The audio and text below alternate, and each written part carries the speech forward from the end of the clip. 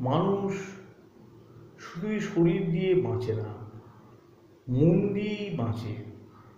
মন যদি ভেঙে যায়, খারাপ হয়ে যায়, তাহলে বেঁচে থাকাটাও কীরকম একটা অযৌক্তিক বলে মনে হয়। এমন বহু মানুষ আছেন যাদের একটা শারীরিক উপস্থিতি রয়েছে, মানে যারা বেঁচে আছেন, তাদের কথা কিন্তু একবারও মনে হয় না। আবার এমন অনেক মানুষ আছেন যারা আজ মৃত, আজকে আমাদের মধ্যে তারা নেই, কিন্তু জীবনের প্রতিটা দিনে, প্রতিটা মুহূর্তে তাদের কথা মনে হয়। সবসময় যেন তারা আমাদের সাথে রয়েছে। মানুষ বেঁচে থাকে কর্ম ও ভালোবাসার মধ্যে দিয়ে। শুধুই একটা শারীরিক উপস্থিতি জীবন বা অস্তিত্বের একমাত্র লক্ষণ হতে পারে না।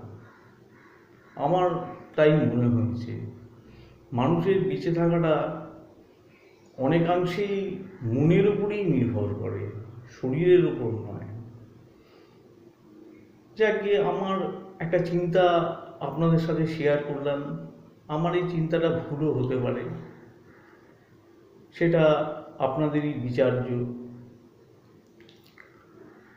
ঠিক আছে, এইটুকুই বললাম। ধন্যবাদ।